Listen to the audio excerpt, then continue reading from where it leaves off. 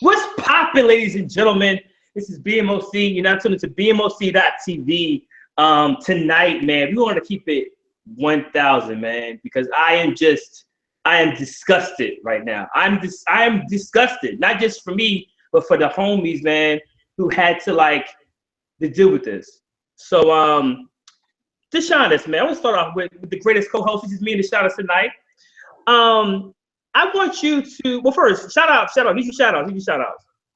You know, we're going to get real specific tonight. So shout out to my hometown, Sacramento 916. I'm about to hold you down. We about to hold you down for the recent events tonight. So it's about to get real serious. Shout out to you guys, man. 916. Okay, shout out to everybody in Sacktown, man. This Kanye West character, man. We respect Kanye West before we get into this, because whenever we talk about Kanye West, it's always like he's a genius. He's ahead of his time. He's a visionary, and that's kind of been the excuse of every action that he's done. It's the Kanye's keeping it real and all this stuff. But Kanye hasn't been keeping it real for a very long time, and we don't want to sound like haters. No. But this guy has been off his rocker for a very long time. This episode may offend my political connects, but we have to say this. Deshaunus, you were at the Sacramento show last night. Yeah. This seems like fate. It seems like fate that the main co-host of the show, and Drew, by the way, is also one of the fan favorites, and Trevor, who was on last week. All you guys were at the Sacramento show. Were now with the biggest Rant. Could you please just walk us through, man, your experience and when you went to the show, what happened to Rant? Talk to the people, man. This is your spotlight, man. Before I go in, I want you to really say what happened. So let me paint the picture, man. First of all, I really hate that I didn't trust my intuition right now, but it's a reason for that. I'm so serious, man. Hindsight is 20/20, and I don't want to sound like someone who's just an opportunist. But when I heard about what happened in the Bay Area when he did his show, shout out to the homegirl Miriam. She went through a similar experience. When I heard that, I instantly said, I want to get online and sell these tickets because I know what's about to happen right now. I swear that was my first thought. The reason why I didn't was twofold. One, the tickets were a gift for my birthday from my mom. And she was already kind of on the fence about it. She wanted it to be a great gift. She was very anxious about it. So I didn't want to sell a gift. So that was the first thing that stopped me. Secondly, we had, like you said, Trevor, Drew, the women was out. So it was a big event. And I'm like, I don't want to, don't overreact. Let's just go out. It was about having a good time with the people. Right. But I promise you, I wanted to get, a good amount of money for them tickets and be like, I'm about to make a stand right now. I'm not going to support this. So we out, show starts at 9, we get in the building, 9 o'clock, 9:15, chilling. 9:30 rolls around, 9:45 rolls around, 10 o'clock, 10:15. The thing about that hour and a half that we waited, they didn't have any music. They didn't have the lights dim. It was sitting there just like an intercession. We just posted lights on. DJ? Was there a DJ there? Nothing. No DJ, no pregame, nothing. I heard some rumors. Maybe Guaple was coming or something like that. They should have had my man Lance perform. We would have been very happy if that would have happened, but it didn't. So we're there an hour and a half. And this is okay, I'm going to get in a minute. So then the lights drop. Boom. It's 10:30 now. Everybody hops out of their seat. They're there. And, he drops the, if you're on Metro, don't you? So now it's lit. It's popping for that song. He performs that song, does some mic checks. Kid Cudi's out there. They hug uncomfortably for about 10 minutes, crying on each other's shoulder. And Kid Cudi leaves off the stage. I'm serious. This is what we're living right now. So like, okay, it's here. Then he drops the Waves. That song was amazing. Waves go in. Then he brings it back to the intro. And I'm like, okay, he played the same song twice. Some kind of fishy. You got too many songs for that. Then he dips into Famous for a quick minute, and after Famous, hold up, cut the beat. I got something to say. Oh, God. That was it. Those 3 songs, 4 performances, he stopped the music and began to rant. And at first, people kind of expected the rant. They were kind of trying to embrace it, be patient with it, because we kind of expected this, but as it progressed, as he got booed, as he heard the chants, it just was getting worse and worse. And you could start to see toward the end of his rant like he starts to kind of unhook some stuff. You can see him kind of the stage, which is kind of floating, is moving back to its original spot. Yeah, so it's moving back to its original spot. And he's like, so you can write your, racist stuff that you wrote about LeBron James, because I'm out. Show's over. Boom. Oh my God. And so I promise you, even before I knew that the show was going to end early, when the rant was happening, I thought to myself, this is partially on us. And I'm going to tell you why. Please. Because when the beat dropped and I saw Kanye West on a floating stage above a mosh pit of fans, and the people behind me were yelling uncontrollably, the most ridiculous. If I bleach it, like it didn't matter. At this point, I'm like, we built this machine. This was a dude who, per his raps and rhymes, or those that were scribed for him, was, the nerd in the back of the class.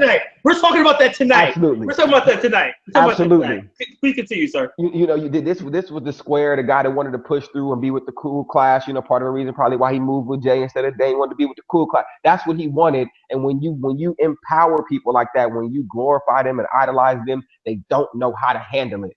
They do not know how to handle it, because he's with a floating stage. People are jumping up and down. People are yelling. And I'm like, man, the crazy part about it is we need to give more due credit to everyone. Right. I'm sitting there listening to, like, man, that's a nice beat Kanye didn't make. Them some nice rhymes Kanye didn't write. And that's a nice set Kanye didn't choreograph. He didn't dance. He didn't hit a note.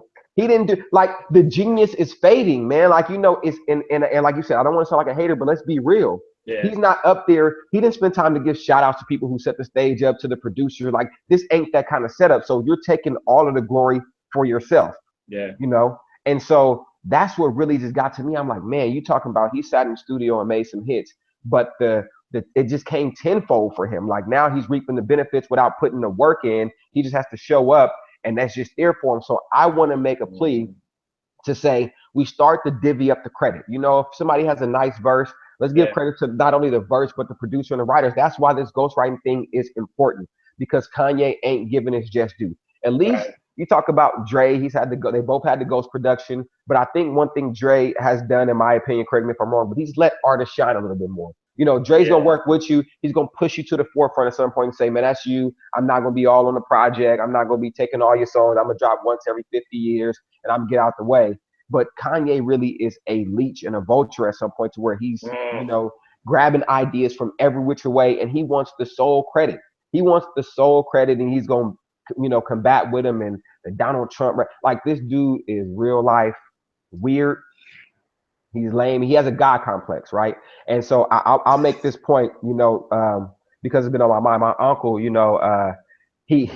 has this, he's older school guy that has the battle with, like, the youth. And he said, what kills me about somebody like Kanye West and people that follow him? He says, in the Christian world, you could have, let's say, a pastor. You read a story, open a newspaper, pastor, faithful guy of 50 years, cheats on wife or steals money from church or whatever happens. Yeah. Everybody gets their pitchfork and they hunt this dude down. It don't matter his track record. This could have been his one slip up, one mistake, whatever it is. Right. Whatever the mistake is, that guy is no longer the model of being a Christian. He's not allowed to fall. Kanye West made Jesus Walks. Shout out to Rhyme. Kanye West promoted Jesus Walks. Yeah. At the beginning of his career, had some soulfulness in the first album. And then, like you said, making those excuses. Well, and it ain't just about them, but it's just making those excuses for somebody he used to be. And it's like, well, he still got that soulful. Yeah, he can make ultralight beam, and that's the soulfulness. And then we go ignore the next 3 tracks that are so far from the left. Exactly. And that's what you're about to get into. We have to stop ignoring the larger resume. We can't just pick our spots and say we're going to ignore everything else, because he's showing us who he is every day. And that's the point. I want to really get into this Kanye West thing, man. Kanye West is probably the most, hypocritical musician that we've had. Everything that he fights against, he's been a part of. Like, Kanye West has hits. He has classic albums. I love College Dropout. I love Late Registration. I love Graduation. Even Life of Pablo kind of grew on me after being overseas. But when Kanye gets into these rants that are outside of music, that's where he completely loses me. He talks about politics in the game. First of all, who is the biggest artist that Kanye has blown up? Let's be for real. Okay, you have Big Sean. Pusha T was kind of already popping. Common was popping. Tiana, you just pushed Tiana on. And the biggest thing, Tiana, that you pushed was a video of her dancing to your song. Exactly. So Sci-Hi's been chilling somewhere in Atlanta. So yeah, I guess Big Sean, you know what I'm saying? And Big Sean's not even on the Life of Pablo tour. Big Sean's gonna open up for him. This is the problem. Kanye West will campaign for Beyonce and take Grammys from people and diss back and all these people who are musicians like him, but the old artists that he signs, he doesn't put up in that same spotlight, right? The same people who have been rumored to write for him, like the Rhyme Fest, like the Consequences, right? And this is the problem. The problem with people in our generation is that if you have some type of a status, meaning you have 1 million followers, if you have $1 million, that's a bar. Whatever it is, you're assumed to be this genius, right? It's nobody else around. It's you. Kanye West is writing his own rhymes, making his own beats, packaging up the CD after he mixes his own stuff, markets his own, like it's all this stuff. There's millions of people who get hired to do the behind the scenes things that make these people great. And that's what happens when artists fail. It's the label's fault. The label's evil, and the industry politics. But when the artist's doing great, it's I'm a god.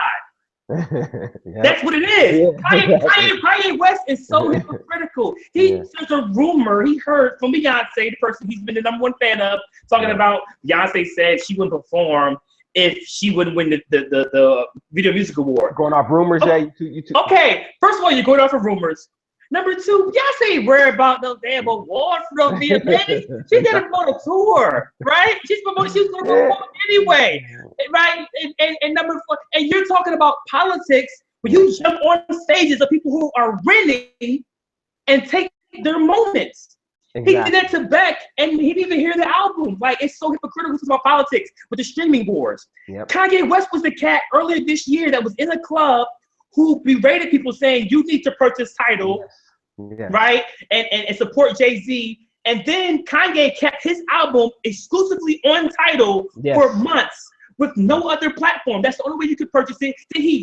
Then the songs you like, he changed the drums on Wolves, changed some vocals up, all this stuff. Then he says I have Apple, 5 months later, Apple should buy out Tidal. Now he's like, the issue with streaming and music is Apple versus Tidal, but you were the main proponent. You stood on that stage with Jay-Z and told people to purchase Tidal. Again, politics, being hypocritical. You're ranting against Mark Zuckerberg for not investing into your debt, yet you didn't sell the Life of Pablo. If you sold Life of Pablo, it was bootleg 500,000 copies, 500,000 times 10. I mean, I could do the math, folks. That's the most bootleg album of this year. He could have made the money back. He went bankrupt off the album. And you're tweeting Mark Zuckerberg on his birthday. You're tweeting you're tweeting the founder of Facebook on Twitter on his birthday, talking about, fam, I know it's your birthday, hit me up tomorrow. Like, the whole thing is hypocritical. And the problem with the music business information, and I say this all the time in the group, is that a lot of these artists, these rich, successful ones, do not understand the business of it. That's why they have entertainment lawyers. That's why they have people like myself and other people in the business who help with the publishing and the record contracts and all these things, because they don't understand it. And so what they do is they spew their half understanding to the public. You guys don't hear a lot about it from the people who aren't artists because, they don't have the platform. The artists do. You believe what the artist is saying, the artist is wrong, and then it's always facts because nobody else is saying it. But he's just telling you things that you didn't hear that are still wrong. But you believe it. But you believe it because he has classic albums, he has hits, and he has money, so he must be right. So it's like there's no way for the public to differentiate what is real and what isn't. It's just, he's ranting, so it must be facts. Facts are, there are people who paid their hard-earned money to see this cat. Like you, like my people, what I'm saying, in Sacramento, and the people who other shows who pay their hard-earned money. What gives him the right to then show up an hour and some change late, do 3 songs that we really gotta go either way about? You know what I'm saying? We want to hear the real hits, pre-Yeezus, you know what I'm saying? Well, I'm sorry, my Dark Twisted Fantasy or whatever. We want to hear that, And you come and this is like what gives him the audacity? And for those out there, someone's like, oh, he's a genius, and I believe him. No, you don't believe him. No, you because don't. if you believe what he's saying, you wouldn't be a fan of him because everything that he's saying, he is the representation of. He is the person who is Mr. Political. He went on the Breakfast Club. Remember we went on the Breakfast Club and shouted out all those Nike CEOs. Exactly. And put out people's government names who aren't artists. Yep. And I'm leaving Nike and Jordan, this brand, this, and all these different things. This Drake. Oh, you know, and Yeezy, y'all gonna be wearing my clothing. Y'all gonna be listening to Drake 20 years from now. Like, he, you know, his little sidebar comments. Then he wants to do an album with Drake. Yes. A month later. Now he's dissing Drake and Khaled in Cali. You know what I'm saying? It's like it's hypocritical stuff, and y'all keep saying he's a genius because he rants and he spews. He's a coward. That's what he is. He's so out of touch with reality. It's like this. It's you know. Oh my God. Like, first of all, you're in California, 65 to 70% Democrat ranting about Trump, and then it's funny, like you said, how he uses the words they. It's they and us. It's always the extreme. Just us. When it's George Bush don't like black people. It's us when we need to support your music, when we need to support your clothes. It's us when you want to rap about being from South Side, Chicago. It's us. And then, for real. And then it's like that. It's the side. That's how you get the side. And then it's they. So at the concert, it's they. They lied to you. They made you think somebody's going to win. They lied to you. Forget the radio. Like, what are you talking about? I've seen you hand in hand with Jay-Z, who always talks about being at the top with the 5-10%. Who is they then? Watch the throne. Exactly. You know all the the top 10% of the wealthy. You know those guys. So who is they? You're talking about them when you're not in the circle, but then when you dropping or when you at the meetings trying to get your closes or your Yeezus pushed, now it's them. Like that. That's exactly the point. You're so out of touch with reality. Then you can just tell, like, he don't have no savvy about him. Like, the stuff that he says is baseless. You're talking about.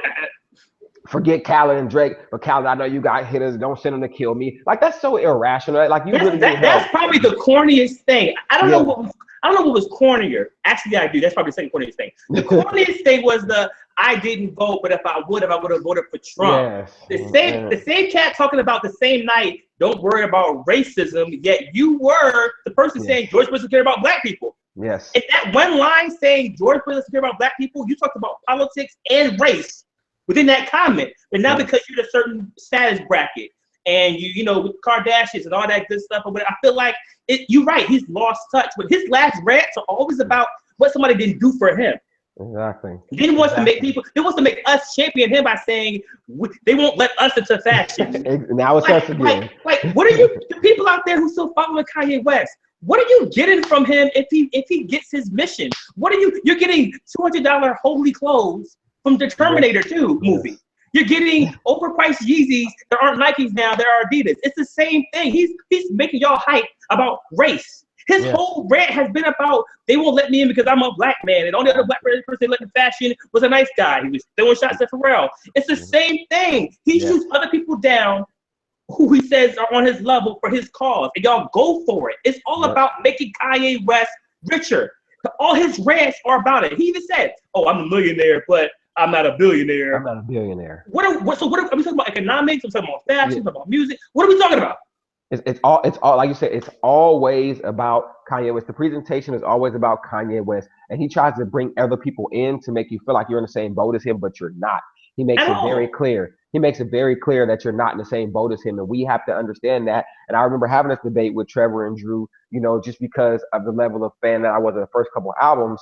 When he got after graduation, I was like, man, it was different. The music was different. And even me being a fan, for real, like you could just tell like the way he moved and not totally different as opposed to he just switched up. But this like the little sonically was different, but then the soulfulness, right? Like remember how many, if you go back and listen to College Dropout, like how many different skits and interludes was like that old church. You could tell the feeling where he was coming from, the soulfulness, the beats, the attention to detail that slowly went more. By the time you get to My Dark Twisted Fantasy, it's totally different. The subject matter, it's a totally different way.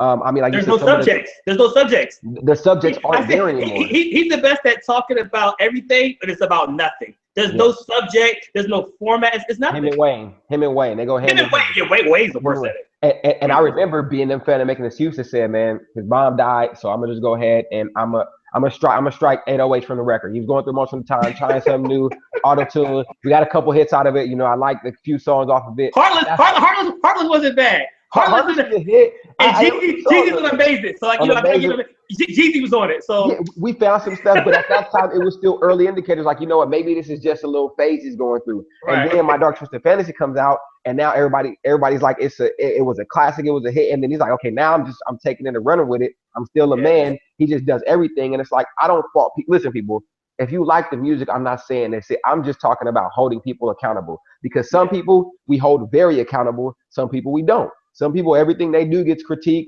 and over criticized, and we hold them to a high standard. And then some people, we just get to accept whatever they do.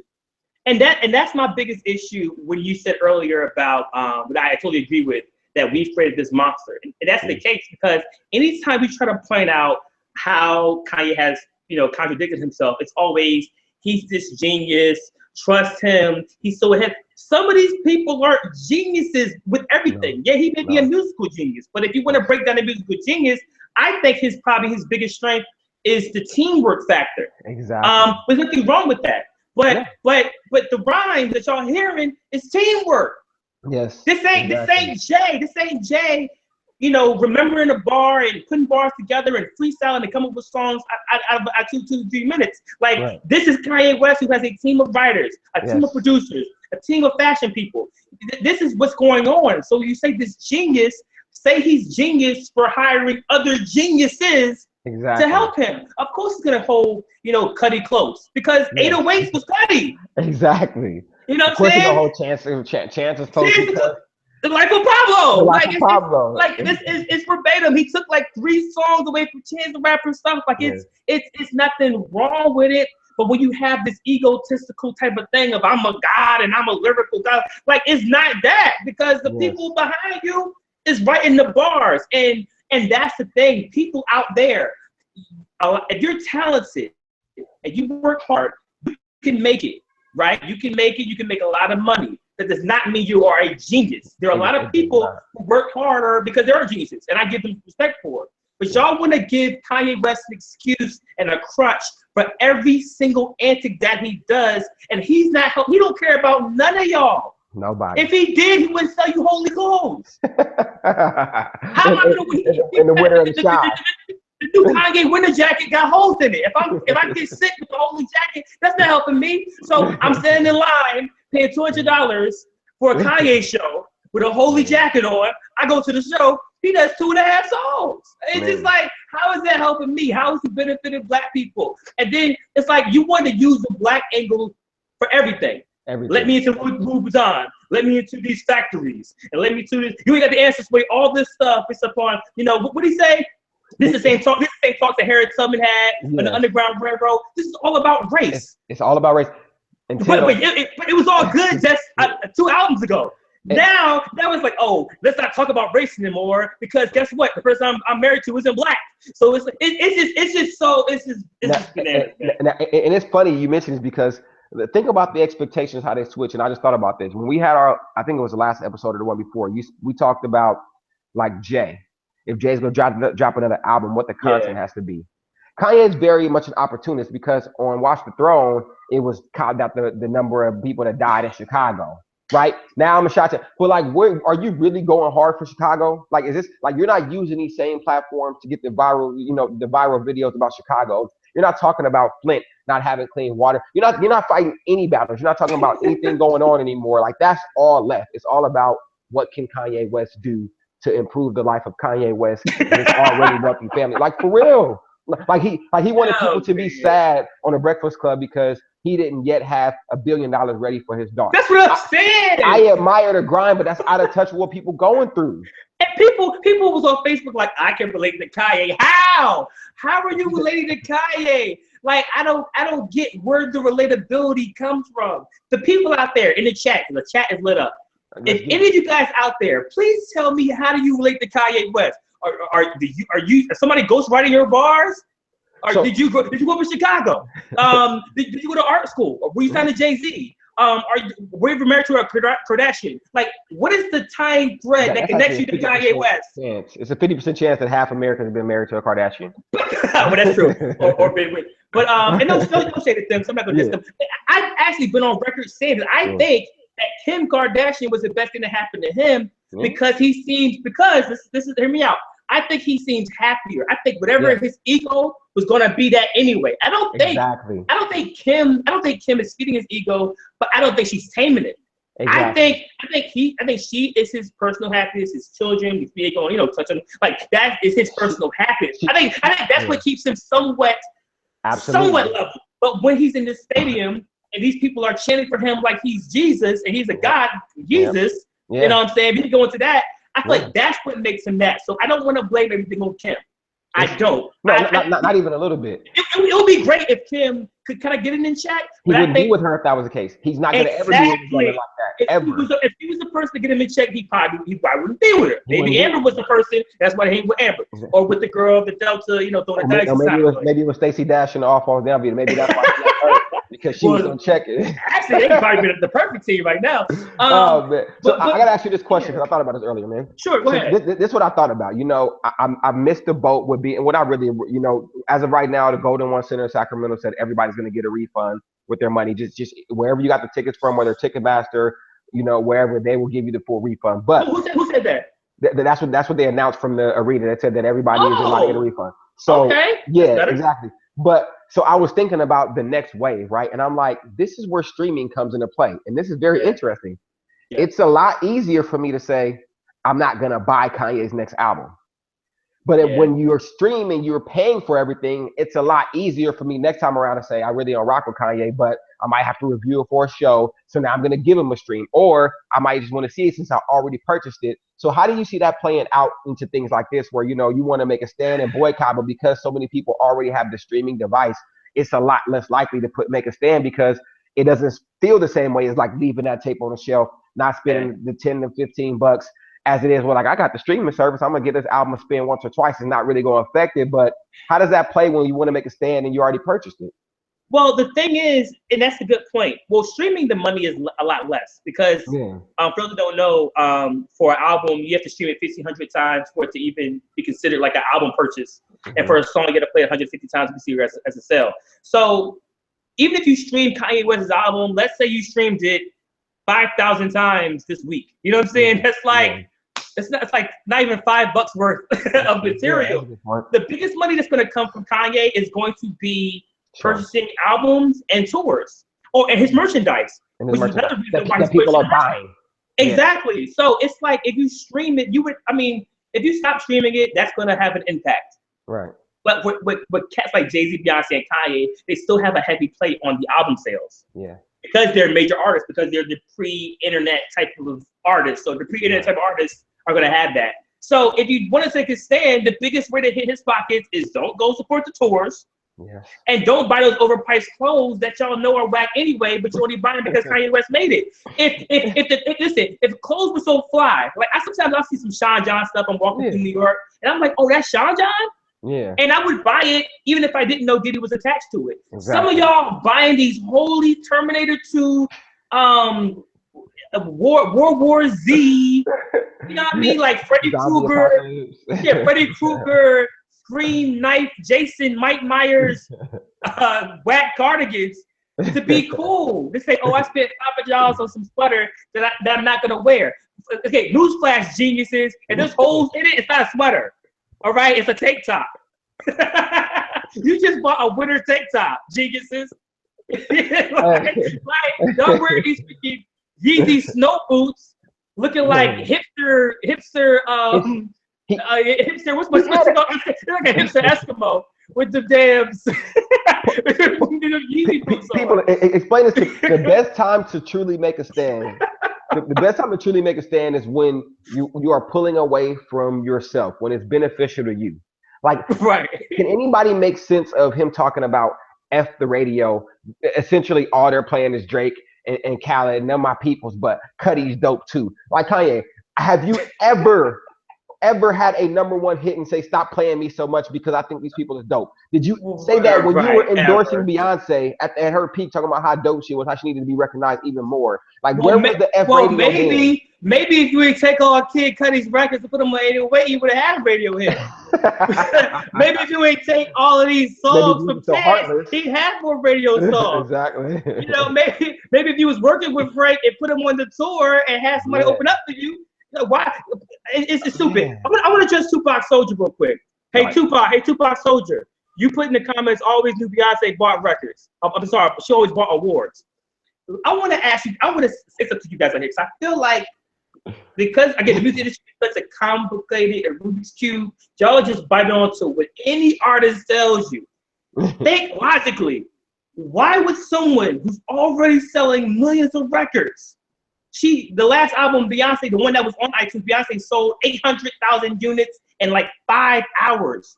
Yeah. By the time the award shows comes, she's already double platinum, triple platinum. She sells out world tours within minutes. Why would Beyonce have to buy an award? For what? She's Beyonce. Why would she have to buy it? And why would she have to buy a BMA award? They probably damn near paid her before. And after she performed, the tour commercial came on right after that. Like you guys are not making, it's not making sense. I get that the music industry can be complicated. If you want to learn more about it, go to live.biz. But you guys can't just bite on the things that don't make sense. At some point, logic has to come into play. Part of it is this. Part of it is people not putting into perspective people's history, and part of it is not, like you said, doing your homework, right? So if we were to say Beyonce's buying awards and she's kind of bullying the industry, then I'd challenge you and say, when did it start? Because at some point, I was in middle school-ish when Destiny's Child came on, and it wasn't like they just bought these were talented people that people just liked. So then she started receiving awards then at what, 17, 18 it was? They been getting awards. She's buying awards in 17, 18. And at what point, like who was, so at some point she had always been getting awards since No. Since No Part 2. Exactly. They've been getting awards with Wyclef. They've been getting awards. So at that point, if you were to really think and say, oh, well, all right, well, let me stop thinking about how polarizing Beyonce is right now, and let me go track her resume and say, when did she not get it? I mean, remember Dangerously in Love, like that album was riddled with hits, and that was her first single by herself. So it wasn't like there was ever a time. I could understand it more if Beyonce was whacked for 7 years and then came back and had a big hit, or this was just new, she popped on the scene and just was always, no, like she's been working our way through from group to lesser members of a group. and hold up, and Tupac Soldier is saying we're playing devil's advocate. I can see Beyonce saying, "Give me the word I don't perform." Tupac Soldier. Okay, I don't know how old you are, Tupac. Tupac. So I'm not going to dish you, Pac. So I get around all that. But listen, check this out, fam. Ask yourself this, just logically, even if you don't know anything about the award system or certifications or sales, even if you don't know anything about that, let me just give you a simple case scenario. Beyonce is trying to promote the Formation Tour. Mm-hmm. She performed on MTV Awards, damn near half the album, and right after the commercial came on. Yes. What do you think matters to her the most? Winning an award that y'all gonna forget about 2 weeks from then, or promoting a tour that's gonna make her millions and millions of dollars. And millions of dollars. Beyonce was at the Grammys last year and wasn't even nominated because the album hadn't made it in time for the nomination that came out the following year. So it's like y'all have to think, what is an award, not even a golden statue, but to do on her shelf, compared to promoting a tour, a world tour? Like, really think about that. Kanye, you listen to Kanye about awards? Kanye's the one that's in love with awards. Exactly. Kanye's in the shower right now, swimming in 20 awards that he stole from other people because he didn't like them or whatever. And didn't share with nobody. And so finish this sentence. I challenge you, Tupac Soldier, as we look at the stream. Beyonce pays for awards because, or to accomplish. If you can finish that sentence and make it make sense, then we'll get you on the show, right? We'll log you in and with a link. And we'll put you on here to promote a brand or something. If you can tell us it makes sense. He just said her dad's. He said her dad's on the Grammy committee. See, Tupac, you about to make this show about you and not about Kanye. I'm on the Grammy committee, right? And I can tell you right now, that's not how it works. Like, oh my God. Well, of course you're on the Grammy committee. She paid you off too. Right, like I'm for the Griffin committee. Like I was there, like it's not even the point. The point of this whole thing is that we have to start realizing that logic has to make sense. And I feel like Kanye West panders, okay? Y'all, I know some of y'all just learned that word when Hillary was running, but Kanye West panders to us. He's been pandering to the black folks a long time with, oh, y'all support me because they ain't letting us in there. Support me in fashion because they ain't letting no other black people in fashion.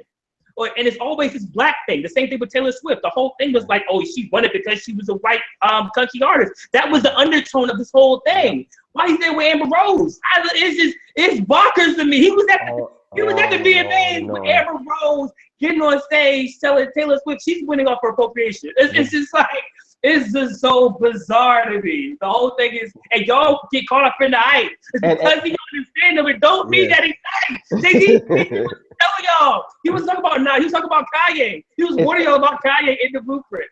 Okay.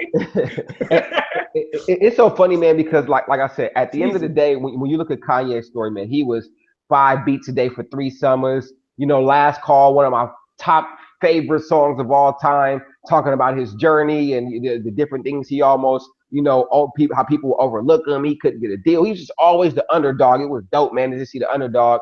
And now you're at your height, have been at your height, and you do nothing for, like you said, it would be so much better if Kanye was laid back, you know, if Cudi was popping, Big Sean, like if he was back there putting on cats and they was doing it, you know, he drop an album every now and then kind of tour, but you, like, there isn't a point. There isn't a point or an accomplishment right now where we can see Kanye West ever tapering off. Like, you can elect him president, you can make him a billionaire, and he'll be like, wow, am I not a trillionaire? There's other trillionaires out there that's white. They want us to be in a trillionaire company. Like, I'm the president of the United States, but I should be the first king.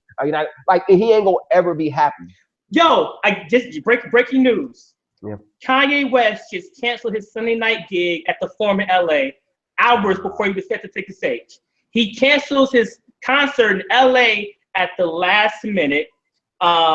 This is bizarre. This is crazy. He lives in LA. He lives in Los Angeles. He lives in California. Not for long. Shout out to my Riverside partners. When I'm in LA, I'm in Burbank, I'm in Hollywood Hills, I'm in Santa Monica. You know, so that's all my Beverly Hills homies out there in Brooklyn Hill. I see y'all. But nah, it's just it is crazy. He does this literally right after the whole sack. He disrespected Cali.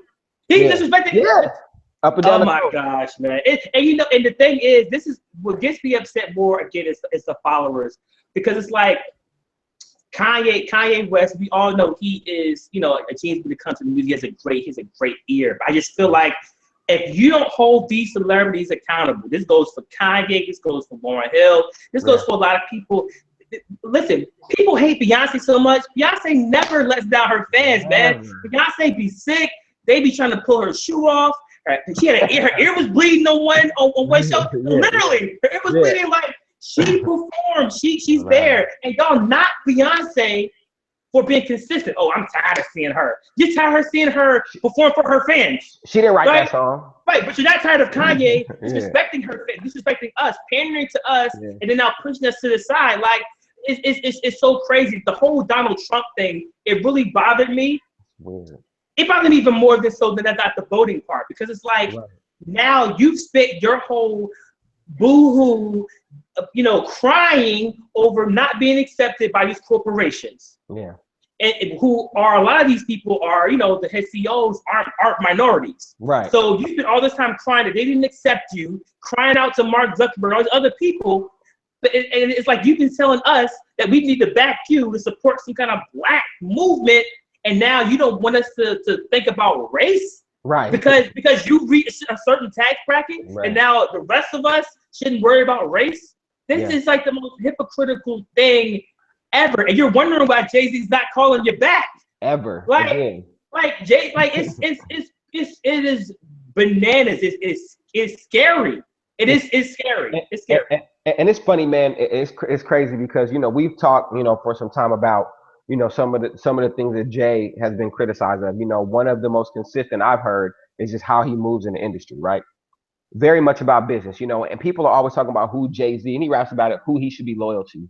And then you start to hear how inconsistent people are. Like, you look at what Kanye West has been as a person and how he moves. And it's like, can you blame somebody for not wanting to be too close to that and talk about their brand? Like when you talk about even his relationship with Beans, and then how the whole Meat Meal I got Beans, greens, you know. But so when you just see over and over again, you know, like, damn, it's a lot of different people, and you just understand how people can just grow, and people just feel like it's always incumbent on the person who's successful. So if let's say the culture blows up tomorrow, boom, it's huge, it's the biggest thing over there, and at some point, you know, we not rocking no more, but you continue to do, oh, you know, ever since BMOC blew it up, he don't rock with the Shawness no more, man. I told you he wasn't real. Nobody ever looks and says, man, maybe the Shawness wasn't doing what, like maybe he was irrational behind closed doors, maybe he was messing up business. It's just always the person who's the successful one that pushes through that's like, he ain't gonna ever be. And I'm like, I don't know all the things going on behind closed doors. It's like a breakup. It's like a breakup. It's always the guy's fault. It doesn't. Like the girl could have been stabbing him, hitting him over the head. It's always whoever looks the flyest. Oh, it's the fly person's fault. Right. It was too fly. It was too fly. You gotta be at home listening to Anthony Hamilton crying. You gotta be no edge up, no line up, no nothing. Be single for like 40 years. It's maybe he was a good person. Right. It's just unfortunate, man, and I'm just so disappointed that you guys had to go through with that. I think it was so funny. Even Trevor was asking, I think before our show last week about the Kanye thing. I was like, and the funny thing is, I could get free tickets. Like it's like it's nothing, but it's just like I don't want to waste my time, and I would rather just hear the old joints. Like I would rather just play late registration in the privacy of my own home, you know, sipping on the sangria with my feet up. You know what I'm saying? Like, instead of going to some concert, hearing them talk about things that have nothing to do with me. Right. You know, like you know, Kanye Snapchatted. Like, Snapchatted and save people $150. If you want to rant and talk about whoever, call him. Like, it's stupid. The whole thing is stupid. I can't even. Like I said, the silver lining for me is one, I saw the Glow in the Dark tour, you know, and shout out to Lupe, but I got to see Graduation perform with some of the mixed in hits from late registration. So to me, that was like a peak concert to see him, you know, like come to his own. So that was good for me. And you talk about Trev. Trev had just saw him in Vegas a couple weeks ago, and he did a live full show. So he wasn't really overly concerned about this one because he already knew what to expect. He was just trying to double back. So that's kind of why he wasn't tripping. But then you talk about, you know, it's just, for me, like I said, that just kind of ruins to me the music, because Kanye can be weird in his own little space and do his own thing, and I can just pick and choose which music I listen to and don't cross over as much. But when you witness that and then you just see people in your community and people around you affected and pissed off, it changes your whole feel. It leaves a different view. And so, you know, it's just sad. It's like, you don't have to agree with your fans and you don't have to agree with every single person, but if the majority of your audience has been affected by this election, it is really dismissive and insensitive to just like, oh, I didn't vote. Right. I would vote for Trump, and I'm going to talk about all these other things that I don't care about. You were just dissing Kid Cudi 3 weeks ago, bro. You know what I'm saying? Like, it's you disrespect this way, and it's just so, like, it's just mind-boggling to me that we keep this going on. And it took him saying he would vote for Trump. It took him wasting people's money to realize that he is not who he says he is, or he isn't who he says he is anymore. Yes. Maybe that's the problem. Maybe if we would have caught Kanye West 2004, we would have this discussion. But it's not 2004, it's 2016, and so it's like, how long? Somebody said we should idolize these celebrities. While I do agree with that, shout out to who said that in the chat. They were saying Beyonce and other people. I do agree. I'm trying to find the exact comment. You listed some artists. Yeah, we need any. Yeah, Jessica Williams said it true. Any celebrity needs to stop idolizing them. Beyonce, Rihanna, Kanye, Jay-Z, Drake. The difference between some of them is that some of them put in the work. I'm not saying we should idolize Beyonce, but I'm saying she should have way more respect than what we give her, because she's doing what she's supposed to do. She's a performer. She performs. She does her best. She wants to top herself every time. Kanye West isn't concerned with that. So I'm not saying idolize anybody. Right. I'm just saying that we not Beyonce for trying to be great at her craft, and we being great. And people will praise Kanye for stuff and they don't even understand. Yeah. They just think it's real because nobody else is saying it, but that doesn't mean it's right. Go ahead, Johnny.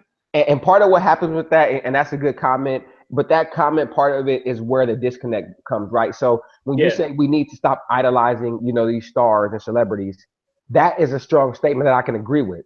But it Right. always seems to align itself with success. And I understand you have to have a certain amount of success to be idolized, but do you Right. think it's okay? So if I, idolize Immortal Technique, nobody has a problem because he's not in the public facing part. Like for real, like it's only said towards successful people. So they have a problem when somebody's a really big Jay-Z or Beyonce fan, but they have a large catalog of music. They're Right. doing great shows, great product. So it's easy to say, you get so much into that, all that stuff. You listening to them all the time. But then if it's this underground rapper that I listen to every day, I wear all the same stuff, I do stuff like them, I eat like them, adopt their religion, they're like, oh man, that's cool that they inspire you. So if we're gonna say don't idolize people, not just the short list, them too, but then make Right. it for everybody. Don't get too up and down about any artist, entertainer, star, anybody. Be consistent. And that's the problem, Sean. This last, I think it was 2 days ago, Bishop Lamont. I put, cause I'm as much as I'm the industry guy, right? You know what I'm saying? Who constantly talks about battle rap and indie artists, but I'm so industry, which is kind of weird. I put in Bishop Lamont had the Reformation, waiting for his baby album for years. He used to ghostwrite for Dre. I put up in the group, no comments at all. I think I got 2 likes. I'm bigging this guy up. His album is great, fantastic. Nobody's gonna say that, but yet if it was all over your Facebook timeline, oh, I'm tired of Bishop Lamont. It's like it's like, what do you want to do? The same people that'll say, how come we don't champion the independent artists? And how come the Kiki Wyatt aren't selling? How come the Jasmine Sullivan's selling? Well, when we post their albums, you don't talk about it. Like but yet if Beyonce fell off the stage or Kanye got hit with a dance, boy, I get to all that. Like then it would have a million of likes. So it's like, it's kind of like Facebook posts in general. Like, if you post, I'm starting a company, you may get 100 likes. You know what I'm saying? If it's like I got a new job, you'll get 600. You know what I'm saying? It's like, what do you guys praise? And you guys want the underground people to get championed. That want the underappreciated people to get championed. But what are y'all doing? Everybody loves Jill Scott, but everybody will buy Jill Scott albums. Everybody loves Jasmine Sullivan. That's what the game needs. But y'all don't make her number one. But then when Beyonce's number one, it's I'm tired of B. Yeah. And it's like so y'all pick and choose who y'all like based upon the wave. Y'all don't start anything, and that's the problem. We talk about more about people that we don't like than who we do like. And the Rhapsody, who should somebody else you guys support. She was on the 5. She's with Kendrick. Incredible. Y'all. She talks about that. And she's on Rock Nation. So it's like, you're right, man. It's like if we were idolizing people who were underground, then it's cool. But and the thing is, when people say Beyonce only successful because of the Beehive, she has a beehive because she's worked to get it. Jay-Z has a fan base because he worked to get it. Kanye, for the majority part of his career, has a fan base because he worked hard to get it. So when these people have these major fan bases, they're getting attention because they work for it. At one point, Jay-Z had out Sunshine. At one point, Beyonce was trying to put on No No No to radio. There was a point where they weren't these people. So you can't just say they're falling back on their fan bases when they built those fan bases. So so my whole thing is like, regardless of all that, if somebody takes a left turn and it's to the point where not only the music is appreciating, but the appreciation for the people who put you in that position isn't appreciated, you have every right to call that person out. You may not have a big house in Calabasas. You may not be taking, jets and stuff around to Paris and Australia and all these different things. But he can't do that unless we support it. These celebrities ain't no better than what you are, right? There are people who we hope worked hard, had a talent, and got the support. But we all matter. The shot is whether I'm in the industry or not. I'm a fan of music. Whether shot is in the industry, like, you don't have to be a record label person or somebody on TV to matter. If you are a person that purchases music and supports artists, you matter just as good as them. Because the minute we say we ain't rocking with that, it's not getting rocked with. Point period. You don't have to buy these expensive Yeezys. You don't have to buy these winter tank tops with holes in them. You buying a hat, the brim's cut off. There's a hole through the top. You buying a paper towel with Kanye West's name on it. That's what you're doing. You don't have to do that, but you guys do it to impress people who don't care about you. And then you want to blame Kanye because your bank account's low because you spent $20 on some white clothes. It's a cycle. So that's all I'm trying to tell you is that, and we're trying to say is that it has to be to a point where we hold these people accountable. And Kanye West has been the biggest offender of that. And a lot of his support that he's built his fan base off has been based upon race and pandering to black people and us supporting him. And now he doesn't care. Like this grave ship feels like a slave ship. That's what I'm saying. The whole like Jesus walks, and you know, we can't cop cars. I guess they want us behind bars. I heard him say joint with Adam Levine. He's been like the whole thing. Black music. Nah. They can't tell me nothing. It's all that. Strange fruit hanging from the pot. Fruit. It's the whole thing. It's everything. The whole black sororities and the whole thing has been a pandering of Kanye West. So when I see people say, "Oh well, I understand what he was saying," what are you understanding? What is it?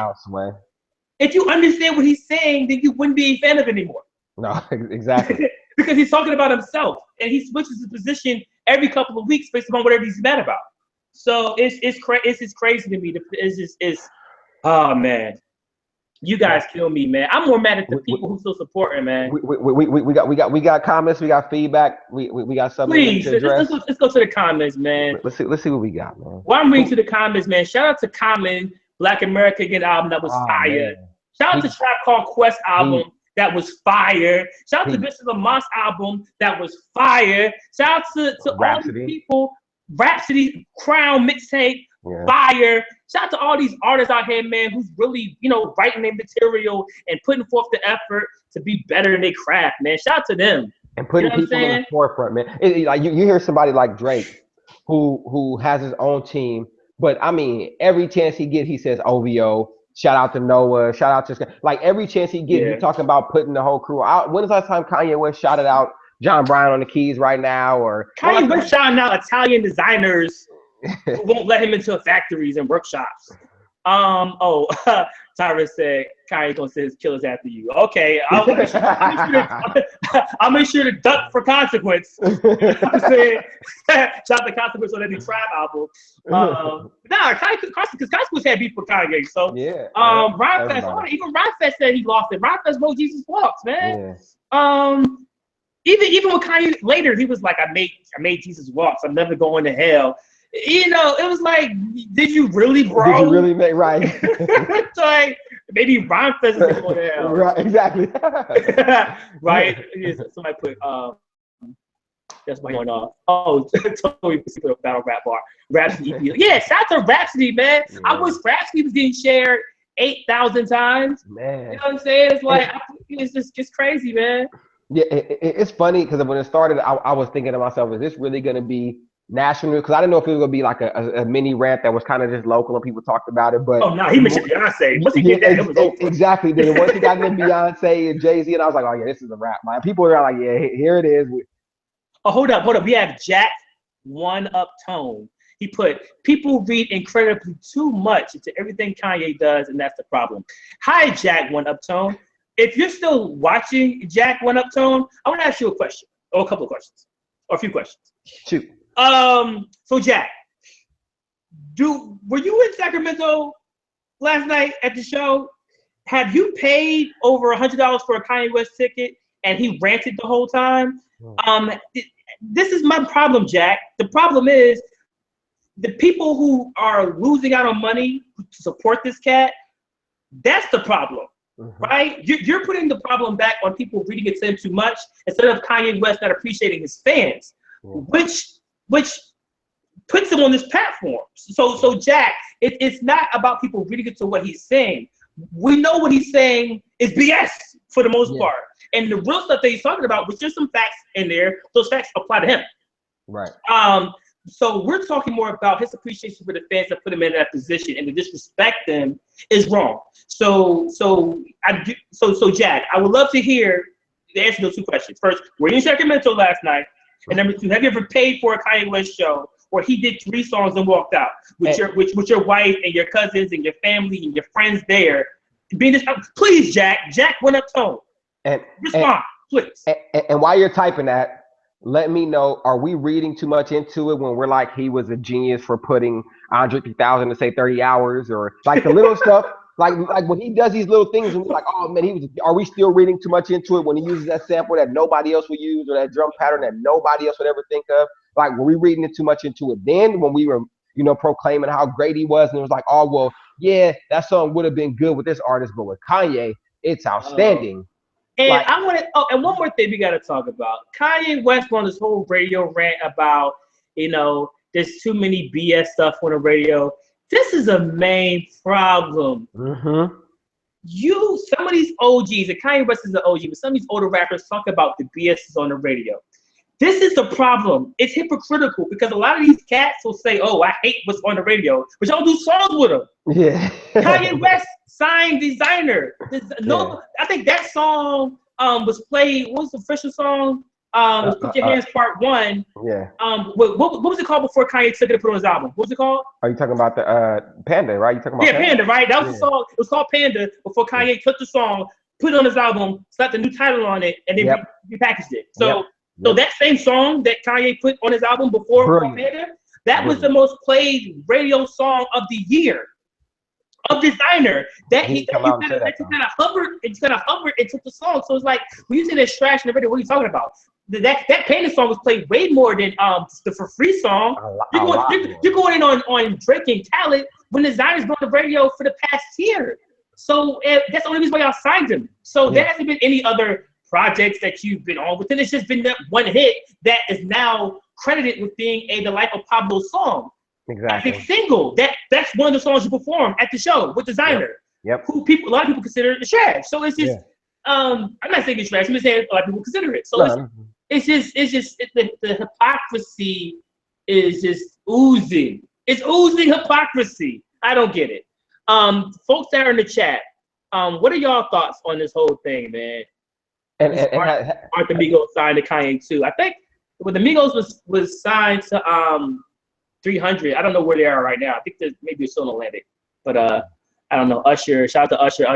I saw Kanye in a concert when he was opening up for Usher back in 2004. Wow, that's crazy. Yeah, Funny enough, besides the title concert I went to last year, the last time I saw Beyoncé was with Destiny Child. It was opened up for TLC. For fan mail. Yeah. Wow. Fan mail. Right. It was a fan mail tour. It was crazy. I had like an green Outcast shirt on. Speaking of pandering. Speaking of Outcast, no, seriously, and I won't go in it, but when you talk about this whole point we just made about separating credit, that's a big point you and I have been huge on when we try to separate Andre 3000 so much from Big Boy, elevating I don't know why, to this status where it's like he is like, and I'm not talking about just the skills people. Don't start saying, well, but I'm not just that. That's a different debate. But just in general, these are joint albums. Like, and we speak of these albums sometimes as if Big Boy just came in and did a feature on all of Andre 3000's brilliance, right? And it's hard because we just separate that stuff. And so it's the same thing with Kanye West, a team of writers, team of producers, people that are chipping in and having these ideas, and we just bring it all the way back to Ye. And it ain't the first person it's happened with, and it won't be the last, but that's what adds to this ego. All right. And makes it a him thing as opposed to just the whole product. Same thing with Outkast. As Andre 3000, his stock has increased, all of a sudden it's just a him and a dude he used to do songs with that he was so gracious to split a stage with. I don't get it. And Big Boy still performs. It's just it's I don't know. For those out there in the chat, maybe drop a question. We'll do a quick little question and answer, man, for the next 5 minutes before we wrap up. But it's just it can be about Kanye, not about Kanye. Just drop some questions you want us to answer. But in terms of the Kanye, we just want to just wrap it up. Kanye West, again, I respect Kanye as a musician. I respect him as far as being inspiration to a lot of people. Because one thing I can say about Kanye, he's always been a proponent. He's always been a supporter of art, and being artistic. And you don't have to be the gangster cat with the do-rag on the block to be an artist. And I respect all of that. I mean, even though he wasn't the first, kind of Tribe Called Quest and the Tongue Posse kind of did that already. But the Jungle Brothers and I don't want to really get into the whole, you know, comment. Where am I going with this? All I'm saying is that I'm like trying to figure out what Kanye did. He brought it back. He basically brought it back. You know what I'm saying? You know, even though Lupe kind of. Okay, the point I'm trying to make is that we respect Kanye West's talent, but the appreciation from the fans has to be there. And the people we gotta put these celebrities in check. We're the people who are paying their rent. We're the people who are paying for these concerts. All this fancy stuff to go crazy. The funny thing is, it's the entertainment industry, and I'm saying this as somebody in it. It is so kind of bizarre sometimes because the people have all of the power. Yeah.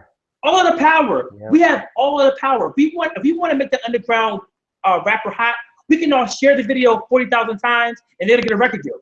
Yep. And we don't want to. If we want somebody to fast forward like Ja Rule, everybody's on Ja Rule. Stop buying Ja Rule's albums. He wasn't popular anymore. We have all of the power. These are like, this is one person to millions of us. But somehow we let these people make us feel like we don't have any power. That they're the only reason, that they're the only way that our voices can be heard. But our voices are heard through these streams, through these concert sales, through these merchandising. Like, that's how our voices are heard. And until we realize that, we're always gonna have these situations to where we're putting these people on pedestals and they're literally looking down from us on those pedestals. He's not bringing any of us up. A lot of artists and producers have said he stole their style. He's taken from them. You can look at his stage and tell what he thinks about people. That's what I'm saying. Like we have the power. Like, and I'm telling y'all, as somebody who's an industry cat, like, if you guys don't move, nothing gets moved. When people get signed, it's how many YouTube views do they have? How many SoundCloud streams? Where's their Facebook? All those things from social media are fan-driven things. So if there isn't fan support, then they aren't valuable to the companies and they don't get signed. Trinidad James, sweat like a preacher. Beanie James, Trinidad James got 1 million views because people clicked them and clicked them and clicked them. He got a deal. That's why some of you Hotep people be so inaccurate. The corporations and the Illuminati, and they're picking people because they want to disturb the youth, and they're only sending artists that talk about gunslinging or whatever. Okay, how about this? The same label Shirley Caesar signed to, designers signed to, in terms of the parent companies, Universal and Sony and Warner Brothers. The same companies that Mary is signed to, these gospel acts. And Kirk Franklin you got J. Cole, you got Pusha T. You know what I'm saying? It's like it's whatever the audience backs. So if you're a conscious MC like Kendrick and you get that support, you get put on. If I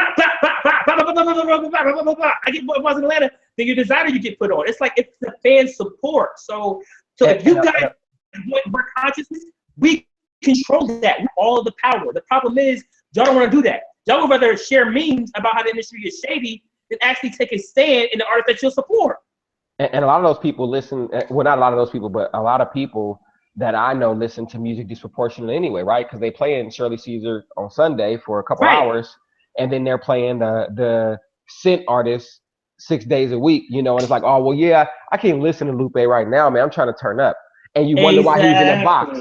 So I listen to this dude 6 days a week, and I listen to Lupe for a day, and I listen to my gospel for a couple hours on Sunday, and it's like that's why it's structured such a way. Well, the power shows. Y'all made Shirley Caesar the hottest rapper of 2016 because y'all share the elected. Y'all won't share your man. Y'all won't share your man's mixtape. Yeah. Y'all went to college with cats. Y'all got cousins that rap bars. I'm just throwing bars out there. Just miracle. Y'all got next door neighbors that trap. Y'all got people at your job that writes them down the journal. Y'all won't share anything. But if it's funny or y'all hate it, y'all share it. And then you wonder why the game's messed up. The corporate beings are only following what the audience people, what we do. And I keep saying that. And somehow, whenever I say that the audience has power, I'm speaking as the industry cat. Yeah. It's weird. It's like, wouldn't I be an industry cat and just say that Drake is better than all these lyrical miracle guys? Wouldn't I be an industry cat and just say Beyonce's only popping because she sings better than everybody else? I'm telling you that the people have the power. I don't know how much more anti-industry that is, but y'all don't want to believe that because you don't want the power. No one man should have all this power. Right. And the funny thing about this is that a lot of these people, if there was all conscious people on the radio, if there was all Neil people on the radio, y'all would hate it. Yeah, and it'd be terrible. Y'all would hate it because y'all don't have anything else to complain about. Because if you don't have anything to complain about, you don't have a platform. Right. And let's talk about this too. We talk about here, very own platform, right? We tackle a number of subjects, right? We do battle rap. We do the Alton Sterling. We do election. We do movies. We do everything. What are the highest views? BET Award recap. Right. TV Award recap. Like, so the same things that are popular transfer over. We don't have an agenda. We don't do 10 episodes about Drake, 10 episodes about Beyonce. Like, we don't, it's not disproportionate. We do a lot of different topics, but still, if we had, let's say we had to answer to somebody and they said we want the episodes that only do 50,000 views. And then we had to do recaps all the time of just popular shows and popular albums. Then they'd be like, oh, they sold out. BMOCTV used to do the real reviews. They sold out. If we had a quota, but people don't look at Alton Sterling review the same way they did with their That's the fifth element of hip hop. It's graffiti, it's DJing, it's breakdancing, it's like knowledge and complaining. It's like, but yo, Razor SC15 said, but that's what companies have been promoting for nearly 30 years. Sir, I don't know how old you are, Razor, but let's break this down in terms of what companies have been promoting. Companies also had Public Enemy when they had Rakim out. You had Big Daddy Kane out. You had Cold Crush. You had the X Clan. You had the Jungle Brothers. You had Common. There was no point in hip hop where everybody was just all one way. There was only one topic. No. When NWA was popping, so were Tribe Called Quest. Yep. When Tupac was out and Biggie was out, you had your Raekwons. You had different types. You had Snoop Dogg, Doggy Style out.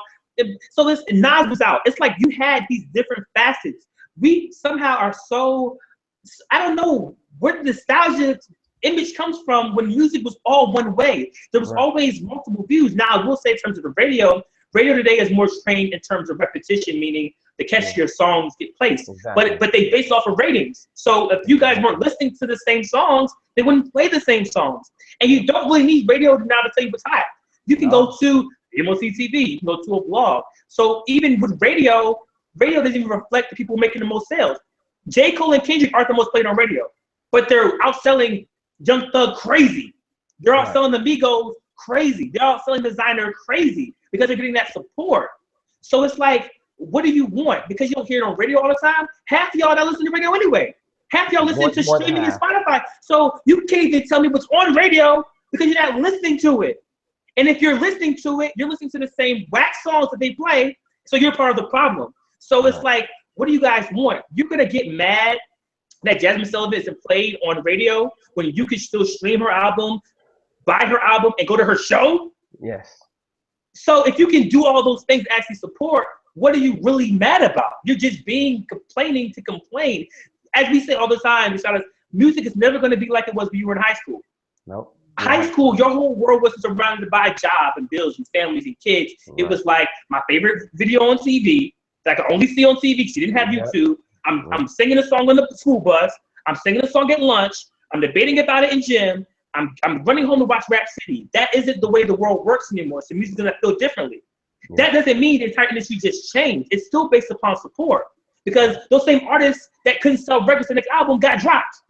Exactly. So no matter who the label sold, the label isn't going to sign someone that can't make the money. So, and what determines money? What we buy. So it still all goes back to supports. I don't care if it was 30 years, 40 years, 50 years. Artists still get put out based upon who can sell. So those that say don't bring up sales, well, that's how they make money. If they didn't sell anything, they wouldn't make money. Like, I don't care how nice you are. Like, Cassidy is nice. Pharoah March is nice. If cats weren't selling records, they weren't getting put on. So if you want to keep them around, you have to buy product. That's how it works. If you don't buy a certain type of soap, they don't sell it anymore. If you don't buy a certain cell phone anymore, they don't sell it. That's all that matters. So if you like the art, support it. That's how it works. So and so here it is. I know we're wrapping up, but here it is to that point, right? So people, no matter what, are not going to trust anybody that's close to establishment or that represents establishment or that speaks for establishment, right? Because they think it's always a rebuttal. So here's what I challenge you to do. If you think that there are, other artists that are being, robbed or overlooked, just have conversations. If you think it's really just industry driven, go have a conversation. You think Right. Lady X is better than Beyonce, or more people would prefer her without the radio, just walk around your neighborhoods and stores and Targets and just ask people, hey, what do you think about this? What do you think about that? And just see, because when you tell people that they have the power and that people just like this music or people request this music more, they're like, but this, but that. Exactly. So the proof is in the pudding. Just go around and just have conversations. And when you Yeah. walk around this week, ask how many people have heard this latest album by Drake, and ask them how many have heard the latest album by, X artist that you may think is better. MC such and such. Just asking them when you come back and there's 1 to 100 ratio, you can't blame that on anybody but the people you've spoken to. And it's so funny. We always say we missed the 90s. The 90s were about, a lot of it was about the fan participation. If you wanted a video on MTV, you called in and voted.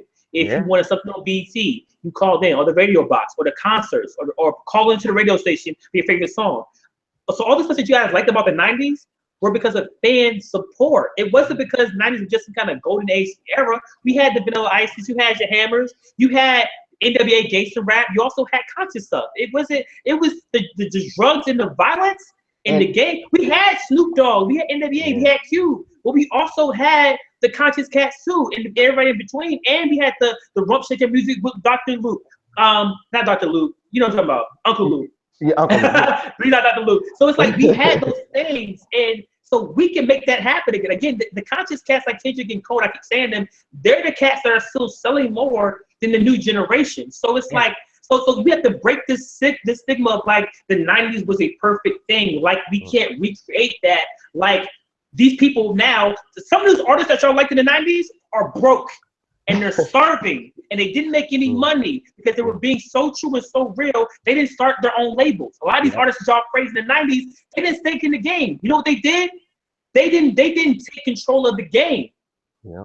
So you can't knock a Cole for having Dreamville Records, the kids you putting on people. These artists now are putting people in the position of power. At least I can say Kanye has his own label and put people on. A lot of those cats that y'all praised in the 90s, they didn't do that. They got their money, they soaked it all up, they soaked up all the money, they paid for these $1 million videos, and they took all these artist budgets, didn't get put back in the game, and now they're struggling to feed their families. Y'all making more money than some of these cats that y'all praised.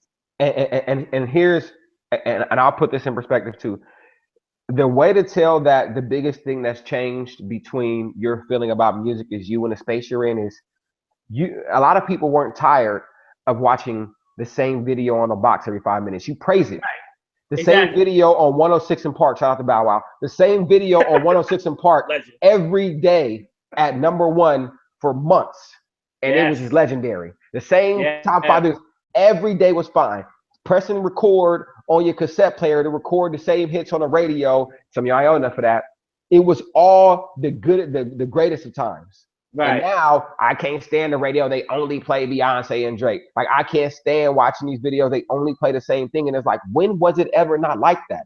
When were there album fillers all over 106 in Park? I didn't see no album fillers on 106 in Park. We're too privileged to shout it. It's too much information. That's the thing. People wanted more access. They didn't want to wait all day to hear their favorite song. You remember what it was like to shout it? If you wanted to hear your favorite song on the radio, that you would wait all day, a summer day, and record, and the DJ is talking over the song, and you try to figure out who all the features were, or you watch the TV all day to see a favorite video came on. And so when they gave us technology, it took that anticipation away, and we got everything on demand. It was fast. And so now we're complaining now that it's not like it was back before. So what would you rather have? Less information, less access, and more anticipation? Because that's all the separation was from the 90s and now. It's just now we have more artists because there's studio software. And back in the day, if you wanted to be an MC back in the day, you had to pay, hundreds of dollars for a studio, which means you took it seriously. You practiced at home, you wrote down all your bars, you went over it, every line. So when you went to the studio, you were paying a lot of money for it. Now with technology, you can make a whole album off of your phone. So you don't have to put the same care and practice into it because you have the information. So it's like, we can't go back in time now. The only thing we possibly can do is support artists who are elevating themselves, who are taking their craft seriously, not people like Kanye West, because Jesus was whack. And the life of Pablo ain't some of his best work, but y'all want to say it's genius because oh my God. Oh my God. So here's my word of advice tonight to people. I give up. This is what I'll encourage you to, you know, and I think Trevor was the first person. We talked about how back, you know, in the day when music was released a lot more slowly, right? You know, it was a couple of albums a year. It wasn't as much music available. You had time to fall in love with stuff, right? So it's hard for me to compare the views with Blueprint because I know every ad lib, every break, every hook, every piece of Blueprint because I listened to it so much more in that space. I was, you know, high school, younger time. You listen to music every day. You got it in your headphones. Everywhere you go, you have your favorite albums. You know every piece of it. Then, you know, To Pimp a Butterfly comes out. And I'll have to make a judgment in 3 listens. And after 5 listens, I don't, for real. And after 5 listens, I don't want to hear it no more. And I still know that, you know, The Blacker the Berry is dope, but I don't even know all the lyrics to it. But I'm comparing it to Songcry and I know every word of song. And so that's where the imbalance is. So I challenge people to consume more music. And as you consume more music, get more familiar with it. You know, like in preparation, you know, each year I try to take, you know, what I think may be the top 10 to 15 albums of the year and just repeat them. While I'm going to work, I just listen to albums to try to kind of fall in love with it. And then, you know, I'll sprinkle in some stuff. Okay, New Music Friday. Let me see what's going on with this album. But then what I know, the cream of the crop, I want to really have an opinion before that year goes over because next year could be another 15 albums that I need to hear. But if you just put them once or twice, you ain't going to ever give it a true chance to fall in love with the album, man. The shots, they're not hearing you. And this is why I know they're not hearing you. Razor SC15, you put, I hope you read my responses because I've always been into music of all types, but black music in all capital has been whitewashed like back in the day. I respect you for watching. I have no idea what you're talking about. What black music has been whitewashed? What music? Just the music. To Pimp a Butterfly, it was very whitewashed. I don't get how any of this music is. What music is white? What are you talking about? What are you talking about? When people say this, he says some social engineering. Hold up, Walter. You have to admit there has been a bit of social engineering. I don't get what that means. So social. I don't. You know what I think he's trying to say. This is what I think happens. Please, Deshaunus. I think people see more white people loving hip hop, and then they automatically think it's a reflection of the music. So so if only black people was in love with J. Cole's album, then it would be down to earth. When you go to the concert, like the Kanye West concert, you see a room full of white people. It's like, oh, it's whitewashed. They're only catering to them. But I mean, but I don't know. Anyway, people out there, when Snoop Dogg went platinum in 1 week, that wasn't all black people purchasing his music. It was all of Long Beach. When, you know, All Eyes on Me, Tupac, Life After Death, Biggie, it gets to a certain point because, again, only 12% of the population. It gets to a certain point to where when you get into those major sales, you're crossing genres and audiences. So, but there's, like Deshaun just said, we keep saying, there are millions of artists out here that aren't considered pop music. You don't just have Drake to listen to. If you don't listen to Drake, there's a million other people. I can help you with that. There's tons of artists, from the Crooked Eyes, from the Pushers, from the, you know, Bishop Lamont's. There are cats out here, Joe Budden. These are J-Rock. The Game, J-Rock, Ab. There's plenty of people out here putting in quality music you can listen to. You're not forced to listen to Drake. If Drake's always on the radio, you don't have to listen to the radio. If Drake's always on TV, they listen on the TV. Like, you have access to everything. Y'all are complaining about the small percentage of music that's marketed by mainstream and not the thousands of other hundreds, millions of other artists you can listen to. I'm saying what it's like. All you gotta do is say, I'm not hip. All you have to do is say, I'm not hip to other artists, and we will help you. But you can't put all of music in one box because the 1% of the mainstream music is not what appeals to you. You can't do that. You know what people are doing? People, it's like, I have a home. My bills are paid. I have access to heat and air. It's the winter. It's cold. It's raining. As opposed to me standing inside and enjoying the heat, people are walking outside, standing in the rain and complaining about how cold it is. Exactly. So as opposed to you just saying, look, I I have access to everything on my Spotify, Tidal, Apple, whatever. So when you talk about music is this, you mean the music that you listen to or the music that you see people listening to, because you can log onto your streaming device or YouTube and play whatever 100 albums you like. So how could you make a statement for music? Like go down your playlist. You could be listening to the note. I had a barber here in Sacramento a couple months ago during the summer that I went to, and he was like, yo, I'm on Spotify. I just dropped the album, pull it up. Like, how is that watered down? This man is a barber for a living. I got a project on Spotify. So Rhapsody I can find that. Rhapsody mixtape was probably one of the hardest tracks I heard this year. And that's not whitewashed at all. Like you're saying, but you don't know, like, the shot, this is what this was like. Remember, we go on Facebook and people say, oh, everybody getting married, everybody having kids. It's like, everybody isn't. You know what I'm saying? That's what you're choosing to see based upon your filter. It could just be a coincidence, or you could be wanting to be in a situation and you're seeing people do their thing. It's not every person doing that. It's like, like I said, we magnify what we want to see. If you say, oh, well, man, all my friends out here just hoeing, get new friends. Like, you know what I'm saying? like, this is like, all my friends are broke and don't give me no money. That's your circle. Like your little microcosm of a circle is not a reflection of the majority. If you want to know about the majority, you pull out numbers for that. Exactly. Y'all don't want me to pull out numbers for that. No. Y'all scared because the numbers will expose what's there. If you're only judging it from a perspective basis, which is fine, everybody's perspective, you have to preface it with saying, this is what it seems like. Yes. But when you say what something is, I got to pull out the numbers because the numbers reflect something entirely different. And numbers can reflect location, age, gender, mark. It can reflect so many different things. But so it's these things that we're saying aren't accurate. There are the fact is music is selling at the least, but we have the highest music consumption ever because there's multiple ways of consuming music. It's just not just go to the store, buy a CD or cassette. It's cassette, it's free streaming, it's paid streaming, it's Spotify, it's Tidal, it's premium, it's YouTube streaming, it's videos. So we have these different sections that are broken out. So it's more consumption of music. It's just harder to monetize. You know what? Because it isn't 10,000 people paying $60 for a CD. It's 2,000 people paying for a CD. It's 2,000 people streaming from YouTube. It's 2,000 people paying for Spotify. So it's all mixed up. You know what I'm saying? You know why I'm laughing, right? Why? We know how we've been through this a couple years now. You know how you can tell people that you're 6 foot, and if they think you 5, and you can measure yourself on live air, and they're gonna be like, oh, well, that ain't the same measuring tape we used to use in the 90s. Like, it don't matter what kind of numbers we've ever used. We have never used any kind of numbers that people have bought into. We've done sales, we've done vocals, we've done octave ranges, and every single time we have numbers stacked database. We go into the comments, and we go into the comments. People say, but you didn't take into account that the square root. You're an industry dude. You're an industry dude, so you don't know anything that you do every day. It is crazy.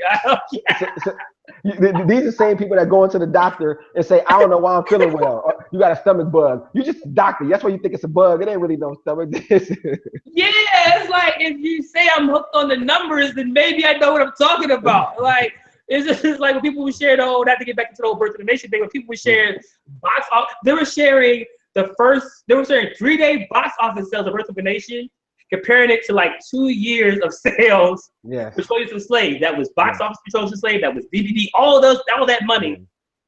And both numbers were wrong. The number for Soldiers of Slave was lower, and the number for Birth of the Nation was higher. And so sales mattered then, but as soon as you use sales to paint a broader perspective of what's kind of going on, people don't want to hear it. So it's crazy. So to wrap this up, man, this is just, again, a bigger issue. Kanye West isn't the only person that's doing this. I just feel like we're disappointed in Kanye because we're fans. Like, if we weren't fans of Kanye, we wouldn't care. Like, I'm not making a whole episode about Young Thug. I think he's kind of like the whipping boy for this. But it's because we're fans of him. It's because we want Kanye West to be better. And sure, I'm not expecting every artist to be a role model or be next Malcolm X. That's not that. But when you again are dismissive to the people who put you in that position, it goes beyond it. He's a fan of art, but that's not artistic. You know, and even from the performance part, he didn't even do his job as a musician. So he gave you a rant that didn't mean anything, that you didn't want, and he didn't give you the music that you paid for. So it's essentially he wasted your time, and I don't see how anybody could understand or justify that unless you are a stan of Kanye West. Yeah. If you're a stan, that's cool, but if you're not, I don't see how you can justify it. You know. Your tea's gone cold. I'm wondering why. You know what I mean? Like, it's crazy. So, and I'll say, go ahead. No, yeah, and I'll say that was my thought. And this is well before I knew the concert would end early, because I wasn't a huge, you know, certain songs I don't like on Life of Pablo anyway. So as he's sitting there performing, and I was like, man, I was looking at the crowd, and I really thought to myself, I said, man, he like he's not even like it's not like he put in on this particular beat. Probably didn't write these particular rhymes. Right. Came an hour late. Didn't do the creative stage setup. And then he was just doing his little bop around the stage. It ain't like he was doing some crazy dance. And then half of the performance, the 4 songs or 3 songs, however you want to put it, he was relying on the audience. So it was like, and then the audience is doing, and I'm like, man, like I was really thinking at the time, like, man, look how much work he's not doing, but how he elevates himself over everybody else. And that was just the biggest issue I had prior to the time. Yeah, Thomas Edison. And so going forward, man, it's like, man, you know what? Just enjoy what you want to enjoy, man. And we can't, you know, we got to try to hold these artists accountable. And I don't know how that looks. I don't have the plan tonight. I don't know. I'm not saying what to boycott, what night to do. Not this episode. Maybe I had another time. But I'm just want you to know that, you know, we got to do this because at some point, this is what it can become for a lot of different artists. Yeah, and I want to say too. I thought you'd go, but Jonathan Parker, we don't need wrestling updates on the show. All right, Jonathan, we don't. This is about this, okay? You're watching, I think, Survivor Series tonight. Shout out to Survivor Series. Goldberg wins, but please. Oh yeah, just want to Razor says, bro, I'm not who you think I am. You're talking some basic level business. Trust me, I understand as much as you do. That's great. Razor SC15. If you understand as much as I do about the music business, this is what I want you to do. I want you to put in the comments, not these comments, but when the show saves, we'll have the comment section. Give me some examples. I'm not saying that you're wrong. Give me some examples of how the music business today, or you said black music specifically, has been whitewashed. I want you to give me examples. I don't want to see things like, well, you know, come on, give it to me. Keep 100. You just know. Yeah, you just know. Give me specific examples of how black music, you said black music. You didn't say mainstream music. Right. You didn't say rap, hip hop. You said black music in general. So I want you to give me specific examples of how black music has been whitewashed. I want exact examples, because you might want to start with defining black music too. Right, and what is black music? Because that is the problem with these scenarios. It's either going to go. This is how my debating works. When you talk about preference, you talk about, oh, I think this song is hot. I don't think this song is hot, or I think this artist is dope. Of these artists, though, those are all preference things. You can't really determine. You can say, such as has a certain amount of numbers, so a lot of people support them. But if you think somebody is whack, that's preference. Yep. But when you say things like black music has been whitewashed, or there isn't as much conscious music on the radio as it was in the '90s, so these are things that we can now put into numbers and genres. And what artists identify themselves as conscious, and exposure, and radio spins, and how long people listen to those spins, and the locations of those spins, and the numbers those generate based upon sales and streaming consumption, and video streaming, and merchandising, and tours and concerts and promotion and brands and sponsorships. So those are things that we actually can prove statistically. So if you're telling me that black music has been whitewashed, you need to give me specific examples. That's it. I'm not going to do the whole, come on now, really? No. Okay, oh, and I'm going to challenge you. Don't use one word, Adele. All right, so thank you guys so much for joining us, man. I wanted to shine this on because, you know, thanks, Jack. Jack won Uptone, subscribe. I appreciate it.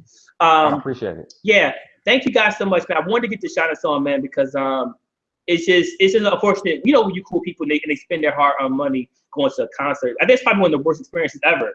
And I'm not even trying to like over dramatize it. It's like you're hyped, you plan for it. You know, he got kids on it, he got a babysitter, whatever it is. It's like you plan your day to go see someone who you may not even have seen before or want to see what they're talking about, and he does this. It's totally disrespectful, and that's messed up his money. I mean, long-term wise, that's messed up his money. I told y'all before, artists nowadays, the majority of their revenue is going to come from tour sales and merchandising. Right, the clothes are already a little iffy, and the clothes is only going to be popping if the music, if you're popular. He even said himself, he was like, you know, who's going to care about me if I'm not making albums? Yes, nobody. You know what I'm saying? Who's going to care? So he has to make dope music in order for the clothes to be relevant, because the clothes by themselves at this point is not there. Some of the Yeezys, okay, I'll give you that. Red October's not okay, cool. They're here and there, but for the most part, you know, and even with those shoes, that's not 100% owned by him. Those are percentage deals that he has to break apart. And I don't get into all that tonight, but he's not getting 100% of that revenue. So he still has to tour and do those things. And when people don't want to pay to see you, that's a major problem. And I'm sure Adidas would have a major problem with that if the person that they put in this position can't bring people out. You can't bring people out to a show and you're a musician. How do I assume you're going to bring people out to the stores to pay for your shoe? And you talk about so you mess up your money both sides. So you got to really be careful with this God complex, egotistical stuff, because that can really mess you up in the long run. It ain't like he been in the game that long. I mean, it's been a decade and some change. It ain't been like it's not like Kanye West couldn't go away.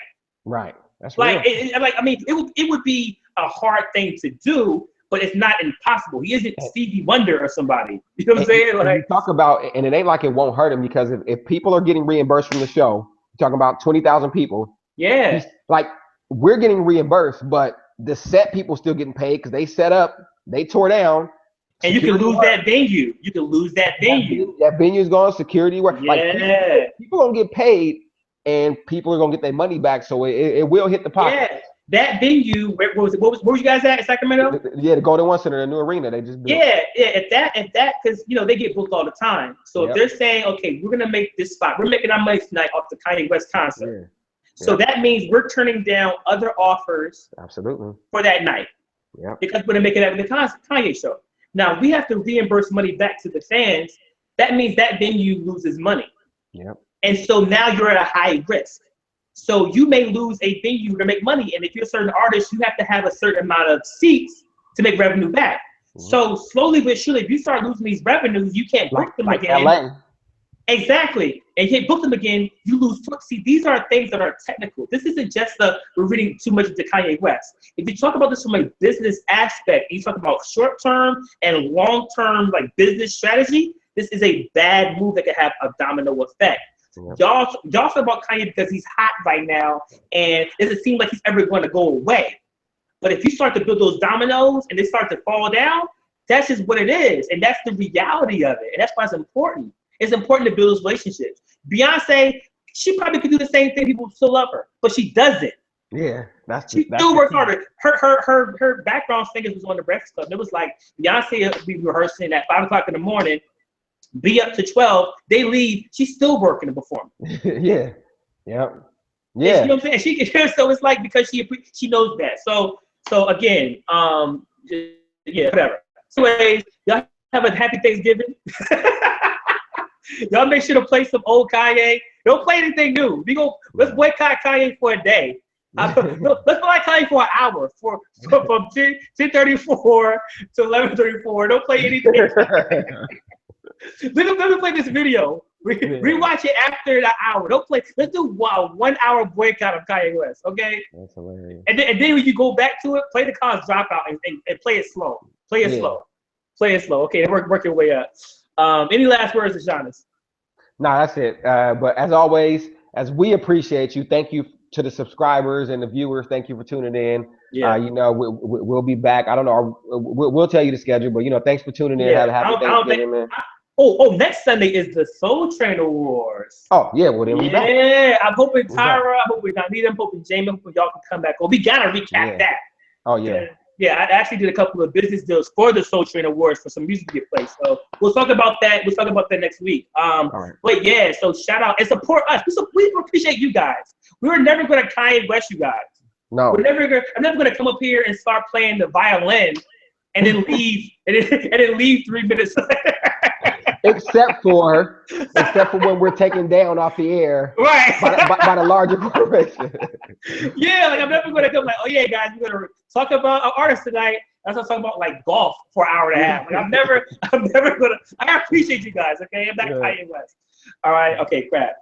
So the my eyes. So, yeah. So I know I'm teared up, man, because Kanye, man, is just so terrible right now. It's just breaking my heart. All right, y'all. So if you want to support, make sure you guys subscribe to youtube.com/BMOCTV. Let me join the group. Facebook.com/group/BMOCTV, or just see some updates. Facebook.com/BMOCTV. If y'all want to learn about the music business, all the stuff that I'm talking about, I'm gonna check out Live the Biz, Live the .biz. And yeah, man, keep supporting, and we'll see y'all for the Soul Train Awards, man. It's gonna be tight. Our recaps are always lit. So this one should be I heard Brandy's getting honored. Oh my God. Who likes Brandy? Brandy, oh, here we go. we about to turn up now. All right, y'all. I'm BMOC. Peace.